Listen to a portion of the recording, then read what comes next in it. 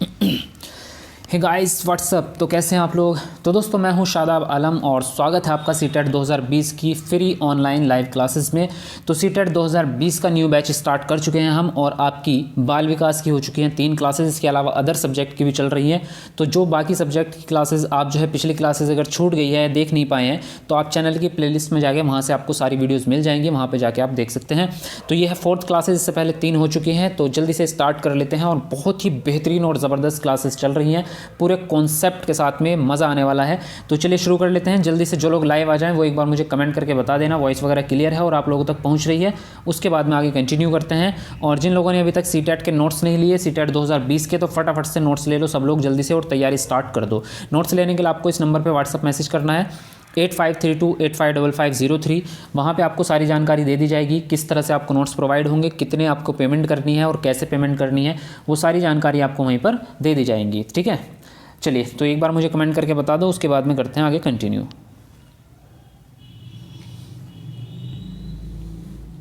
Okay चलिए। Message का reply अभी नहीं मिला। अच्छा, तो मैसेज का रिप्लाई आपको जल्दी मिल जाएगा। हाँ, मैं आपको बता दूं कि आप जो है थोड़ा बहुत वेट भी कर लिया करें, क्योंकि कभी कभी देखिए हैंड टू हैंड रिप्लाई करना थोड़ा मुश्किल होता है, क्योंकि आप बहुत सारे लोग हैं, आप अच्छी तरह से जानते हैं। तो इतने सारे मैसेज एक साथ आते हैं, मतलब हज़ारों की तादाद में, तो फिर एक साथ में क्या है रिप्लाई नहीं हो पाता सब लोगों का। तो थोड़ा सा आप वेट कर लिया करें, समझदारी दिखाएं। ओके, तो 2 घंटे 4 घंटे आप वेट भी कर सकते हैं अगर आप मैसेज कर रहे हैं, तो रिप्लाई आपको मिल जाएगा थोड़ी देर बाद। ओके चलिए शुरू कर लेते हैं क्लास। तो आज का पहला प्रश्न आपका, विद्यालय आधारित आकलन मुख्य रूप से किस सिद्धांत पर आधारित है। तो फर्स्ट ऑप्शन आपका, आकलन बहुत किफ़ायती होना चाहिए, यानी कि महंगा मितव्ययी जिसमें खर्चीला हो। दूसरा ऑप्शन है आपका, बाह्य परीक्षाओं की अपेक्षा शिक्षक अपने शिक्षार्थियों की क्षमताओं को बेहतर जानते हैं। तीसरा ऑप्शन है आपका यहाँ पर कि किसी भी कीमत पर विद्यार्थियों को अच्छे ग्रेड मिलने चाहिए। और चौथा ऑप्शन है, विद्यालय बाह्य परीक्षा निकायों की अपेक्षा ज़्यादा सक्षम है। चलिए सब लोग अपना आंसर कमेंट बॉक्स में लिखते रहेंगे, उसके बाद हम आगे बढ़ते रहेंगे। तो फटाफट सब लोग लिखेंगे आंसर। आपका वे ऑफ टीचिंग एक्सीलेंट है, थैंक यू वेरी मच। सभी लोग लिखते रहेंगे। हाँ, दोनों कराएंगे, पेपर 1 भी और पेपर 2 भी। ये जो एसएसटी है दोनों, सॉरी एसएसटी बोल दिया मैंने, जो आपका सीडीपी है तो वो आपका जो है सभी में काम आएगा, मतलब दोनों पेपर में, प्राइमरी वाला भी और जूनियर दोनों के लिए कॉमन होता है सीडी पे। चलिए नूर जी का वेलकम है आपका। देखो नूर जी का चैनल स्क्रीन पर नाम भी आ रहा है, इन्होंने अभी चैनल को सब्सक्राइब किया है। तो जो लोग भी नए भाई चैनल को सब्सक्राइब करो फटाफट से। तो यहाँ पे आंसर जो राइट हो जाता है आपका सेकंड ऑप्शन, बाह्य परीक्षकों की अपेक्षा शिक्षक जो है वो अपने शिक्षार्थियों को बेहतर तरीके से जानते हैं, इसलिए विद्यालय आधारित आकलन की शुरुआत हुई थी। और विद्यालय आधारित आकलन का बारे में मैंने आपको फर्स्ट क्लास में ही बताया था आई थिंक, कि विद्यालय आधारित आकलन वो होता है जो आप बोर्ड परीक्षाओं से पहले स्कूल में जो टीचरों के द्वारा किया जाता है उसी को आप क्या कहते हैं, विद्यालय आधारित आकलन कहते हैं। ये हाई स्कूल से पहले पहले होगा, क्योंकि हाई स्कूल में आपका बोर्ड हो जाता है। चलिए आगे बढ़ते हैं। अगला प्रश्न आपका, विद्यार्थी वैयक्तिक विभिन्नता प्रदर्शित करते हैं, अतः शिक्षक को अधिगम की एक समान गति पर बल देना चाहिए। दूसरा ऑप्शन है, सीखने के विविध अनुभवों को उपलब्ध कराना चाहिए। तीसरा ऑप्शन है, कठोर अनुशासन सुनिश्चित करना चाहिए। और चौथा ऑप्शन है, परीक्षा की संख्या बढ़ा देनी चाहिए। चलिए फटाफट लिखते रहेंगे। आपके पढ़ाने से मुझे 110 मिला है। वेरी गुड कालीचरण जी, बहुत बढ़िया, कॉन्ग्रेचुलेशन। बिल्कुल इस बार जो नए स्टूडेंट जुड़े हैं और जो सीटेट की तैयारी इस बार शुरू की है, तो टेंशन लेने की ज़रूरत नहीं है, बस गाइडेंस फॉलो करते रहना, गारंटी से आपका सीटेट निकल जाएगा बहुत ही अच्छे नंबरों से। I want to join your academy. Geet ji, अभी हमारा अकेडमी जो है ऑनलाइन ही है, तो आप ऑनलाइन पढ़ाई करें, ऑफलाइन में नहीं पढ़ा रहे हैं हम अभी। ठीक है, यहाँ पे आंसर राइट होता है सेकंड ऑप्शन, सीखने की विविध अनुभवों को उपलब्ध कराना चाहिए। देखो यहाँ पे 2 चीज़ें हैं, जो कॉन्सेप्ट भी और हमारा ट्रिक भी, दोनों तरीके से मैं आपको बता के चलता हूँ ताकि आप बहुत अच्छा स्कोर करें। तो यहाँ पे क्या है, आकाश जायसवाल जी वेलकम है आपका। देखिए वैयक्तिक विभिन्नता वो होती है जो प्रत्येक बच्चे में डिफरेंट जो विशेषताएँ होती हैं। जब प्रत्येक बच्चा अलग है तो आप एक जैसी गतिविधि या एक जैसा वे ऑफ टीचिंग कैसे अपना सकते हैं। आपको प्रत्येक बच्चे के अनुसार जो है अपनी टीचिंग को, अपनी शिक्षण विधि को, अपने तरीकों को बदलना पड़ेगा। इसका मतलब विविध अनुभवों को उपलब्ध आपको बच्चों को कराना पड़ेगा, विविधता। और दूसरी बात मैंने आपको ये बताई थी कि जहाँ पे भी विविधता की बात कर रहे हैं तो पॉजिटिव टैग वर्ड्स होता है, वैसे भी आपका आंसर क्या होता है, राइट हो जाता है। तो आंसर सेकंड वाला आपका बिल्कुल आंसर राइट हो जाता है, इसमें कोई जो है शक की बात नहीं है। चलिए आगे बढ़ते हैं।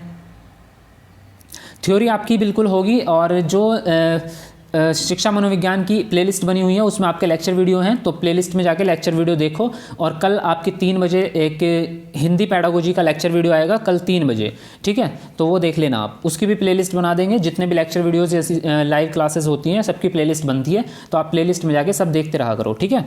कल 3 बजे आ जाएगी वीडियो। अगला प्रश्न, वाइगोत्स्की बच्चों के सीखने में निम्नलिखित में से किस कारक की महत्वपूर्ण भूमिका पर बल देते हैं? तो पहला ऑप्शन सामाजिक, दूसरा आनुवांशिक, तीसरा है नैतिक और चौथा ऑप्शन है शारीरिक। चलिए फटाफट से लिखते रहेंगे आंसर।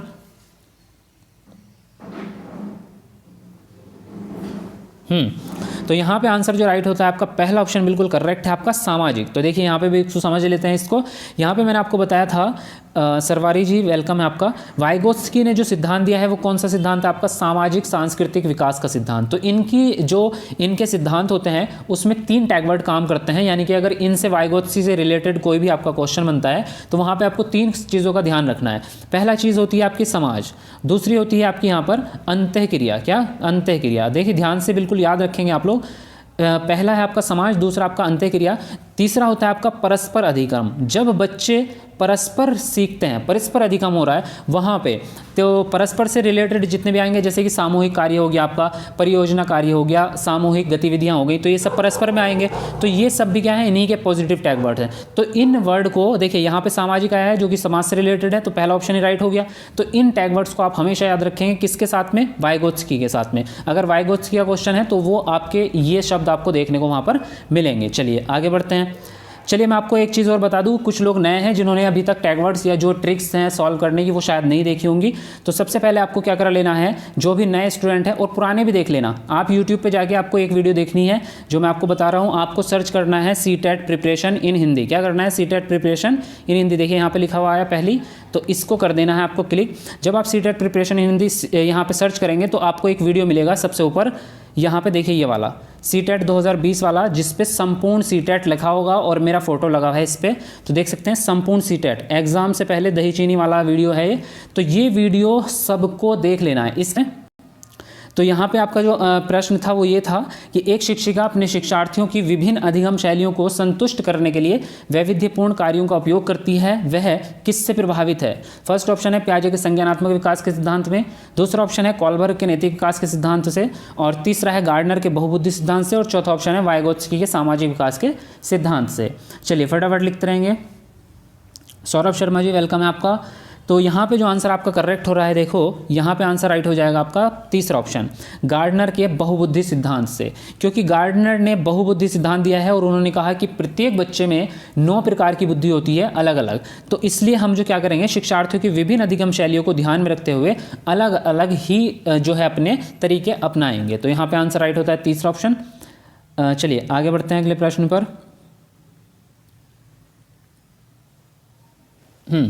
वीडियो ठीक चल रहा है, कोई प्रॉब्लम नहीं हो रही है ना? लाइक उसमें मतलब आवाज़ वगैरह में या बफरिंग में कोई प्रॉब्लम तो नहीं है? बता दिया करो कोई अगर दिक्कत होती है। थ्योरी क्लास किस टाइम होती है? थ्योरी की क्लास आपकी कल आ जाएगी 3 बजे, ठीक है, 3 बजे लेक्चर वीडियो। सुबंध जी वेलकम है आपका। जल्दी से आंसर आई थिंक क्वेश्चन आपने पढ़ लिया होगा, तो आंसर लिखो जल्दी फटाफट कमेंट बॉक्स में। मेरा पहला दिन है। वेलकम है सलोनी जी, जो भी नए स्टूडेंट हैं सभी का स्वागत है। एक शिक्षिका अपने आप में कभी भी प्रश्नों के उत्तर नहीं देती, वह अपने शिक्षार्थियों से उत्तर देने के लिए क्या करती है? समूह चर्चाएं और आपका सहयोगात्मक अधिगम अपनाने के लिए कहती है। तो उसका जो उपागम है वो किसके सिद्धांत पर आधारित है? सक्रिय सहभागिता के, या फिर अनुदेशनात्मक सामग्री के उचित संगठन, या फिर अच्छा उदाहरण प्रस्तुत करना और भूमिका प्रतिरूप बनाना, या फिर सीखने की तत्परता। चलिए तो देखिए यहाँ पे जो आंसर आपका राइट होगा, पहला ऑप्शन राइट होगा, सक्रिय सहभागिता। पहली चीज़ तो यह है कि देखो सर मैं आज ही आया हूँ, वेरी गुड। चलिए तो यहाँ पे मैंने आपको बताया था अगर हम टैगवर्ड की बात करें तो यहाँ पे सक्रिय सहभागिता जो होती है वो आपका एक पॉजिटिव टैगवर्ड आपका होता है, ठीक है। और इसके अलावा अगर हम बात करें यहाँ पे सहयोगात्मक अधिगम की बात कर रहे हैं, समूह चर्चा की बात कर रहे हैं। तो देखिए प्रश्न में 2 चीज़ें हैं, समूह चर्चा और आपके सहयोगात्मक अधिगम। तो जब कोई भी समूह चर्चा होती है या सहयोगात्मक अधिगम होता है तो उसमें बच्चे सक्रिय रहेंगे ही, बच्चों की भागीदारिता होगी ही। तो इसलिए पहला ऑप्शन आपका बिल्कुल सही होता है। आगे बढ़ते हैं। CDP का टैगवर्ड बताइए। टैगवर्ड्स के लिए अभी मैंने आपको बताया है, वो वीडियो देख लेना है संपूर्ण सीटेट वाला, उसमें सारी चीज़ें हैं, सभी सब्जेक्ट के बताए हैं, ठीक है। चलिए अगला प्रश्न आपका, निम्नलिखित में से कौन सा शिक्षक से संबंधित अधिगम का को प्रभावित करने वाला कारक है? तो फर्स्ट ऑप्शन है आपका विषय वस्तु में प्रवीणता, दूसरा ऑप्शन है बैठने की उचित व्यवस्था, तीसरा ऑप्शन है आपका शिक्षण अधिगम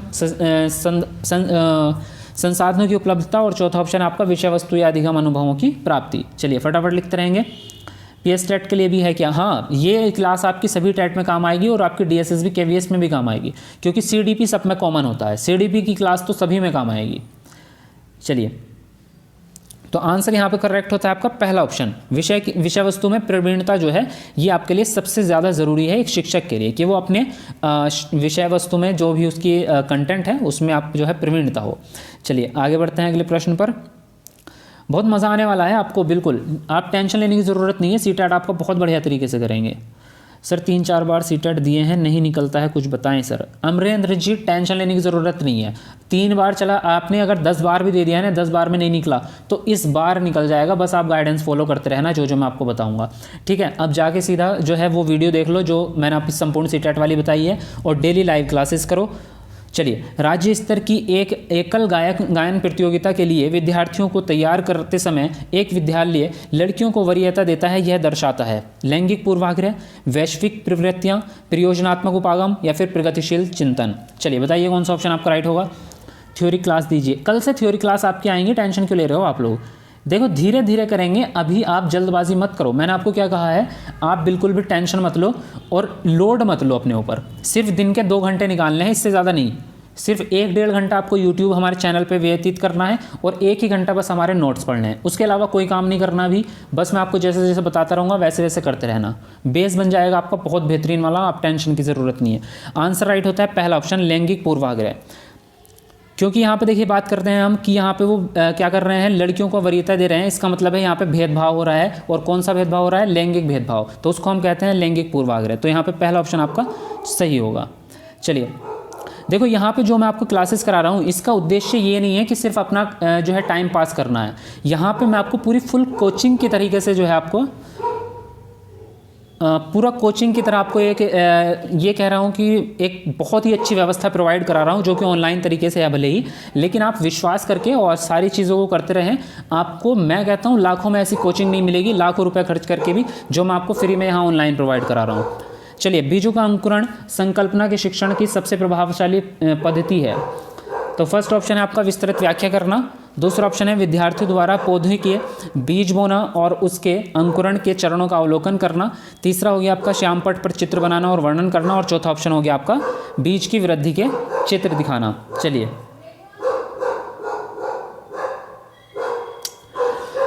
सॉरी गाइस, ये बैकग्राउंड में कुत्ता भौंक रहा है तो उसको इग्नोर करें, आप अपनी पढ़ाई पे ध्यान दें, ठीक है। कभी कभी हो जाती है प्रॉब्लम, उसके लिए सॉरी है। चलिए, तो यहाँ पे जो आंसर आपका राइट होता है सेकंड ऑप्शन, विद्यार्थियों द्वारा पौधे के बीज बोना, उसके अंकुरण के चरणों का अवलोकन करना, ये आपका सबसे प्रभावशाली तरीका होगा। क्यों होगा ये भी समझ लेते हैं। क्योंकि यहाँ पे हमने बात की थी कि जहाँ पे बच्चा एक्टिव है वहाँ पे आपका ऑप्शन राइट है। तो इनमें अगर हम देख रहे हैं तो यहाँ पे बच्चा सबसे ज़्यादा एक्टिव होगा जब बच्चा खुद से बीज बोएगा, खुद से उसके अंकुरण के चरणों का अवलोकन करेगा, खुद से देख रहे हैं। तो उसमें क्या है, जब बच्चा खुद से एक्टिव हो रहा है, यहाँ पे जब बच्चा खुद से काम कर रहा है तो यहाँ पे वही ऑप्शन आपका बिल्कुल सही हो जाएगा। चलिए आगे बढ़ते हैं। अगला प्रश्न आपका यहाँ पर, जब बच्चा फेल होता है तो इसका तात्पर्य है कि, पहला ऑप्शन आपका बच्चा पढ़ाई के योग्य नहीं है, दूसरा ऑप्शन है बच्चे ने उत्तरों को सही तरीके से नहीं किया है, तीसरा ऑप्शन है आपका यहाँ पर बच्चे को प्राइवेट ट्यूशन लेनी चाहिए थी, और चौथा ऑप्शन है व्यवस्था फेल हुई है। चलिए बताइए कौन सा ऑप्शन यहाँ पर आपका सही होगा। सीडीपी समझ में नहीं आता है सर, क्या करें। टेंशन मत लो, लेक्चर क्लासेस देखो जाके समझ में आएगा, और ये भी आपकी लाइव क्लासेस में अभी शुरुआत की है ना आपने, तो 2-4 दिन आप पढ़ोगे ना, हमारी क्लासेस लोगे तो आपको खुद मज़ा आने लगेगा और सीडीपी समझ आने लगेगा। शुरू में लगता है, देखो नए सब्जेक्ट होते हैं तो शुरू में लगता है ऐसा कि हमें नहीं समझ आ रहा, बट जब आप रेगुलर क्लास करोगे तो आपको मज़ा आएगा। अभी जो पुराने स्टूडेंट हैं उनसे पूछो, वो 30 में से 29 सही कर देते हैं। चलिए, तो यहाँ पे जो आंसर आपका राइट होगा चौथा ऑप्शन, जब बच्चा फेल होता है तो इसका मतलब ये होता है कि आपकी व्यवस्था फेल हो रही है, आपका जो सिस्टम है, जो भी आपने पद्धति अपनाई है वो सब आपका जो है आपने सही तरीके से पद्धति या सही शिक्षण विधियों को आप इस्तेमाल नहीं किया है। चलिए आगे बढ़ते हैं। अगला प्रश्न यहाँ पर आपका शिक्षण से अधिगम पर बल देने वाला परिवर्तन हो सकता है। फर्स्ट ऑप्शन आपका परीक्षा परिणामों पर केंद्रित होकर, दूसरा ऑप्शन है आपका बाल केंद्रित शिक्षा पद्धति अपनाकर, तीसरा है रटने को प्रोत्साहित करके, और चौथा ऑप्शन है अग्र शिक्षण की तकनीक अपनाकर। चलिए फटाफट से आंसर लिखते रहेंगे। थ्योरी क्लासेस आपकी कराएंगे, अब चिंता मत करो, और सारे लेक्चर वीडियोस भी आपकी आती रहेंगी, लेक्चर आपको कराएंगे। कल आपकी एक लेक्चर वीडियो आएगी 3 बजे देखना सब लोग। आंसर यहाँ पे आपका करेक्ट होता है सेकंड ऑप्शन, बाल केंद्रित शिक्षा पद्धति को अपनाकर आप सबसे बेहतर तरीके से अधिगम करा सकते हो। क्योंकि और देखो यहाँ पे तो कोई भी आपका क्या है वो अगर हम टैग वर्ड्स की बात कर रहे हैं तो मैंने आपको बताया था, हम बाल केंद्रित शिक्षा जो है वो आपको पॉजिटिव टैग वर्ड होता है। और उसके अलावा अगर हम बात करें यहाँ पे रटने की बात कर दी है इसने, जो कि निगेटिव टैग वर्ड है, यहाँ पे एक ही चीज़ पर केंद्रित हो रहे हैं, लिमिटेशन पैदा कर दी है, तो इसलिए ये 2 ऑप्शन तो आपके वैसे भी गलत हो गए, तो सिर्फ दूसरा ऑप्शन आपका सही होगा। चलिए अगला प्रश्न आपका समावेशी शिक्षा हाशिए पर स्थित वर्गों से शिक्षकों को सम्मिलित करने से संबंधित है। दूसरा ऑप्शन है आपका कक्षा में विविधता का उत्सव मनाती है। तीसरा ऑप्शन है आपका दाखिले संबंधी कठोर प्रक्रियाओं को बढ़ावा देती है, और चौथा ऑप्शन है आपका तथ्यों की शिक्षा से संबंधित है। चलिए बताइए कौन सा ऑप्शन आपका राइट होगा, सब लोग लिखते रहेंगे।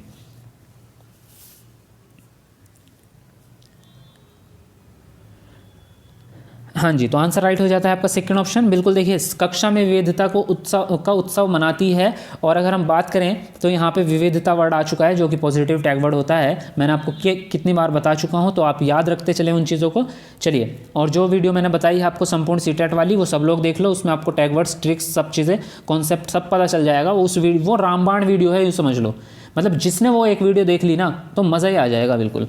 चलिए अगला प्रश्न आपका निम्नलिखित में से कौन सा वस्तुनिष्ठ प्रश्न है। फर्स्ट ऑप्शन है आपका निबंधात्मक प्रश्न, दूसरा लघु उत्तरात्मक प्रश्न, तीसरा मुक्त उत्तर वाला प्रश्न, और चौथा ऑप्शन है सत्य या असत्य। चलिए बताइए कौन सा ऑप्शन आपका राइट होगा। हाँ रीना जी क्या बोल रहे हैं आप, कमेंट में दोबारा लिख दो, मैं आपका नोट्स आपका कमेंट पढ़ नहीं पाया, ठीक है दोबारा लिख दो। सर फुल कोर्स है क्या? बिल्कुल संगीता जी फुल कोर्स है, बिल्कुल टेंशन लेने की ज़रूरत नहीं है, सारा कंप्लीट कराएंगे आपको। तो यहाँ पे जो आंसर आपका राइट हो जाता है चौथा ऑप्शन, सत्य या असत्य वाला वस्तुनिष्ठ होगा। वस्तुनिष्ठ का मतलब ये होता है आपका कि उसमें कितनी सत्यता है, कितना जो है उस पर आप विश्वास कर सकते हैं। तो आपके सत्य और असत्य में कोई भी गलती नहीं हो सकती, सिर्फ या तो आप सत्य बताएंगे या असत्य बताएंगे, तो ये वस्तुनिष्ठ होता है आपका। चलिए आगे बढ़ते हैं। चलिए अगला प्रश्न आपके सामने है, आप बबाल हो सर, नाइस ग्रेट, अच्छा जी थैंक यू संतोष जी। चलिए अगला प्रश्न आपका निम्नलिखित में से कौन सी प्रगतिशील शिक्षा की विशेषता है। तो फर्स्ट ऑप्शन यहाँ पर आपका है सरल सारणी और बैठने की व्यवस्था में लचीलापन, दूसरा है केवल प्रस्तावित पाठ्यपुस्तकों पर आधारित अनुदेशन, तीसरा ऑप्शन है आपका यहाँ पर परीक्षाओं में अच्छे अंक प्राप्त करने पर बल, और चौथा ऑप्शन है बार बार ली जाने वाली परीक्षाएं। चलिए फटाफट लिखते रहेंगे। सर जी रामबाण कौन सी वीडियो है, एक बार फिर से बता दो प्लीज़। लास्ट में बताऊंगा पंकज जी, क्लास के अंत में बताएंगे। अमित यादव जी वेलकम है आपका। देखिए अमित जी का नाम भी आ रहा है स्क्रीन पे, इन्होंने अभी चैनल को सब्सक्राइब किया है। तो जो लोग नए हैं चैनल को सब्सक्राइब करते रहे हैं फटाफट से। आंसर यहाँ पे आपका करेक्ट हो जाता है पहला ऑप्शन, समय सारणी और बैठने की व्यवस्था में लचीलापन। और इसमें जो लचीलापन वर्ड आया है ये हमारा सबसे मेन का काम का है कि हमारी शिक्षा में लचीलापन होना चाहिए, क्योंकि हम बच्चों के अकॉर्डिंग बदलते रहते हैं अपनी शिक्षण विधियों को, शिक्षण पद्धतियों को। जैसा बच्चा होगा उसके साथ में वही टेक्निक अपनाएंगे कि वो सब बेहतर तरीके से सीख सके सिर्फ। तो यहाँ पे आंसर राइट पहला ऑप्शन सही होता है। आगे बढ़ते हैं अगले प्रश्न पर। अगला प्रश्न यहाँ पर आपका प्याजे के संज्ञानात्मक विकास के चरणों के अनुसार इंद्रिय गामक संवेदी प्रेरक अवस्था किसके साथ संबंधित है। फर्स्ट ऑप्शन है सामाजिक मुद्दों से सरोकार, दूसरा ऑप्शन है आपका यहाँ पर अनुकरण, स्मृति और मानसिक निरूपण, तीसरा है तार्किक रूप से समस्या समाधान की योग्यता, और चौथा ऑप्शन है विकल्पों के निर्वचन और विश्लेषण करने की योग्यता। सर नोट्स चाहिए सीटेट का। अमित जी सीटेट के नोट्स के लिए आपको व्हाट्सएप पे मैसेज करना है, मैंने आपको बता दिया था शुरू में ही। चलिए संस्कृत के नोट्स नहीं मिलते क्या? नहीं, संस्कृत के हमारे पास अवेलेबल नहीं है, आगे फ्यूचर में बनाएंगे तो आपको इन्फॉर्म कर देंगे, अभी संस्कृत के नहीं है, ठीक है। तो यहाँ पे आंसर राइट होगा आपका दूसरा ऑप्शन, अनुकरण, स्मृति और मानसिक निरूपण। ये आपके सबसे पहली अवस्था होती है। देखिए यहाँ पे इंद्रिय गामक अवस्था जो है वो आपकी फर्स्ट स्टेज है प्याजे के संज्ञानात्मक विकास के अनुसार, जो कि जन्म से 2 वर्ष तक की होती है। और इसमें बच्चा जो है सारी क्रियाएं संवेदनाओं पे आधारित करता है, और इसी में क्या होता है अनुकरण होता है, क्योंकि बच्चा बड़ों को देख के ही सारी चीज़ों को सीखता है। मानसिक निरूपण और स्मृति का प्रयोग करता है धीरे धीरे, और सबसे ज़्यादा प्रयोग करता है वो अपनी इंद्रियों का। चलिए आगे बढ़ते हैं। अगला प्रश्न यहाँ पर आपका कॉलबर्ग के अनुसार शिक्षक बच्चों में नैतिक मूल्यों का विकास कर सकता है? फर्स्ट ऑप्शन है आपका कैसा व्यवहार किया जाना चाहिए, इस पर कठोर निर्देश देके। दूसरा ऑप्शन है आपका यहाँ पर धार्मिक शिक्षा को महत्व देकर। तीसरा है व्यवहार के स्पष्ट नियम बनाकर। और चौथा ऑप्शन है आपका नैतिक मुद्दों पर आधारित चर्चाओं में उन्हें शामिल करके। चलिए फटाफट लिखते रहेंगे आंसर। हाँ, एमपी टेट के बारे में पूछ रहे हैं आप, मैंने पढ़ा भी आपका कमेंट। एमपी टेट की अभी स्टार्ट करेंगे जल्दी ही, उसकी भी क्लास। देखो सीडीपी तो सेम रहेगा एमपी टेट का भी, तो ये सीडीपी की जो क्लास चल रही है तो आपकी सेम ही रहनी है।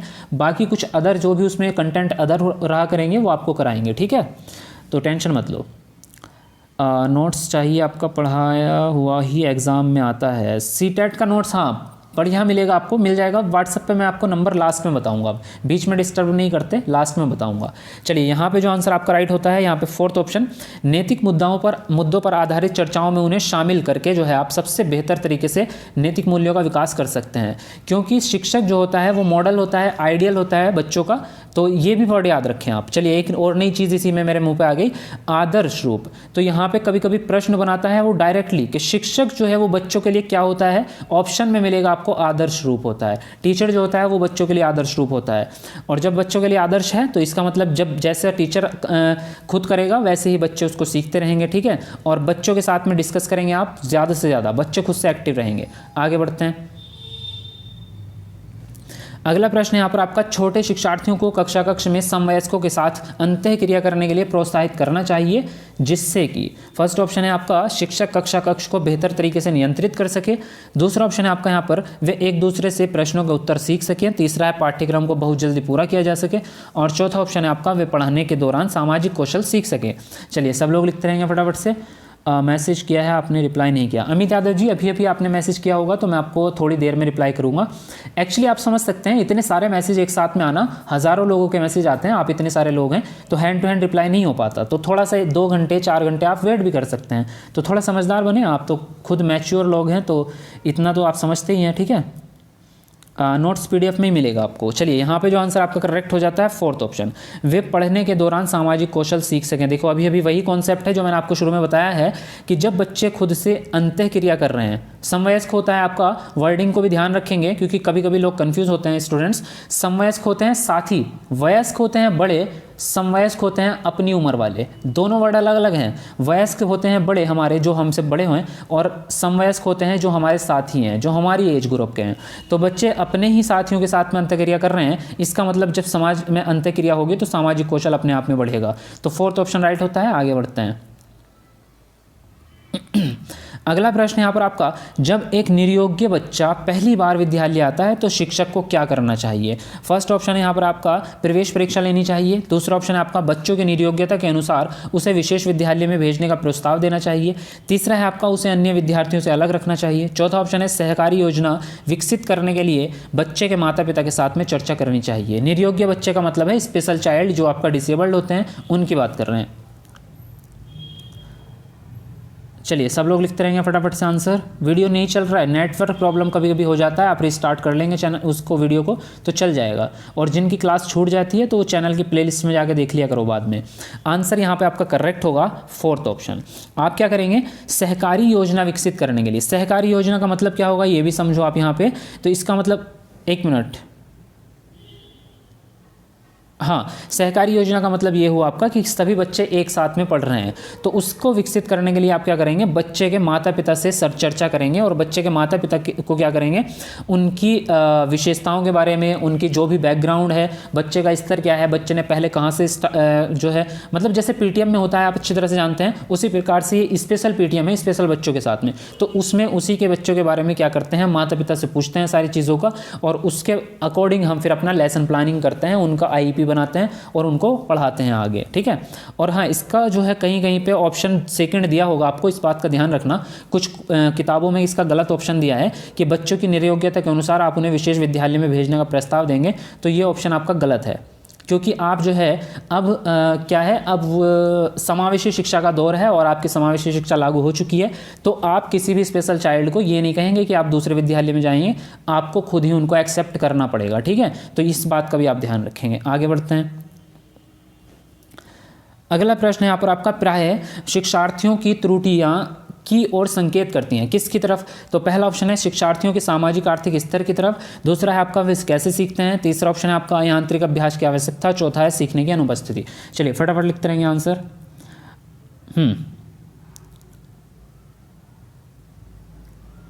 माई name is Shailendra, I have taken notes. Very good Shailendra ji.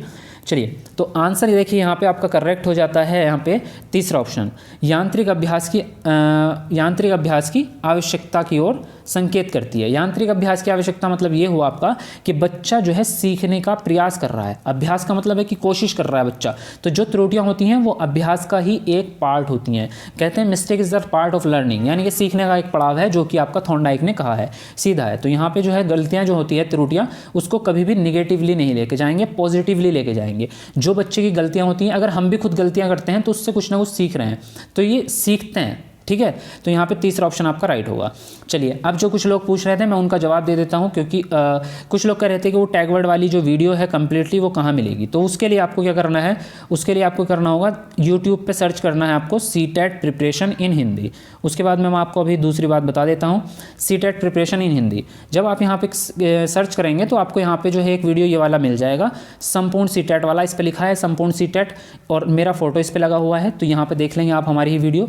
Exam से पहले दही चीनी खाना भूल जाना लेकिन वीडियो देखना मत भूलना, ये इसकी टैगलाइन है लिखी हुई इस पर। तो ये वाली वीडियो है, 1 घंटे की वीडियो है, रामबाण वीडियो है ये।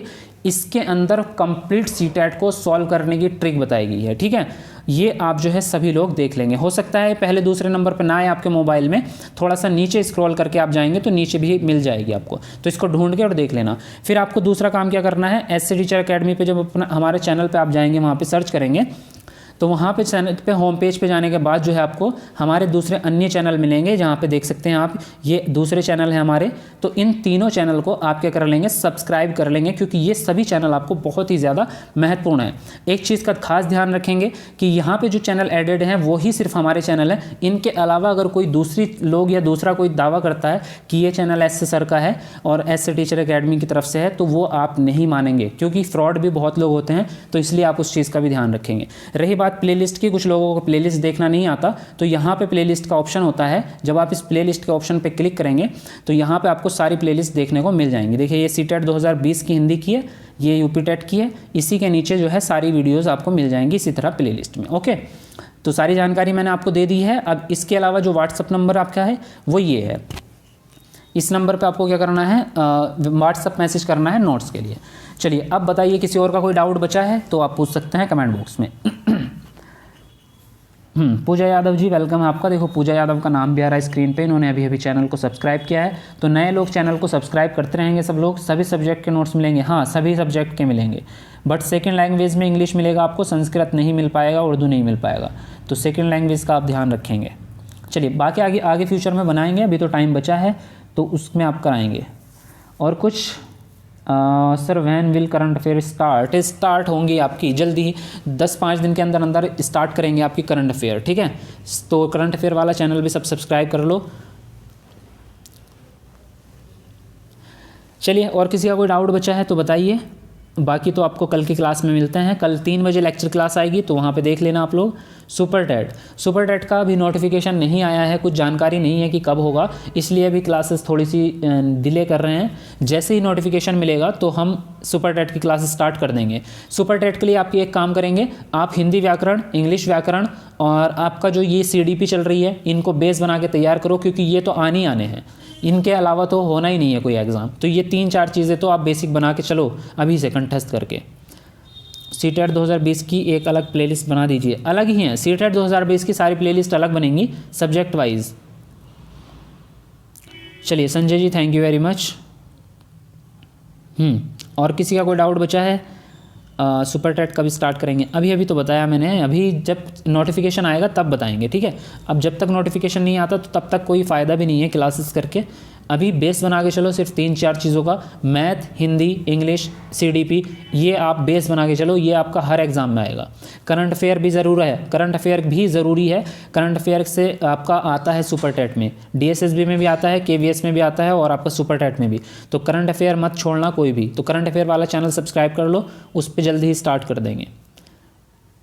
आपको मैं बात गलत ना लगे तो क्या पैसे जमा करने पर ही नोट्स मिलेगा क्या? हाँ, हैंड टू हैंड मिल जाएगा। जैसे आप पेमेंट करते हैं उसके थोड़ी देर बाद ही आपको हैंड टू हैंड ही नोट्स आपको प्रोवाइड करा दिए जाएंगे। चलिए, और कुछ, संस्कृत और मैथ कमज़ोर है। अच्छा, तो मैथ की तो टेंशन मतलब मैथ हम आपको कराएंगे, संस्कृत का भी देखता हूँ मैं, संस्कृत भी करा दूंगा आपको, जितनी कोशिश हो सकेगी उतनी कराएंगे। सीटेट और यूपीटेट में क्या फ़र्क है? हाँ, बहुत फ़र्क है। सीटेट और यूपीटेट में बहुत फ़र्क है। सीटेट में पेडागोजी आती है मेनली बहुत ज़्यादा, और यूपीटेट में आपका टोटली ग्रामर आती है। मैथ में भी आपका कंटेंट ही आएगा सारा का सारा, पेडागोजी आती ही नहीं है। ईवीएस पूरा अलग है आपका यूपीटेट का। सीडीपी कह सकते हैं कि सीडीपी एक जैसी है लगभग थोड़ी थोड़ी, क्योंकि उसमें तो सेम ही आपका रहेगा। सीडीपी तो सभी एग्जाम की लगभग सेम ही होती है, सिर्फ आपके क्वेश्चन बदलते हैं, टॉपिक वही रहते हैं।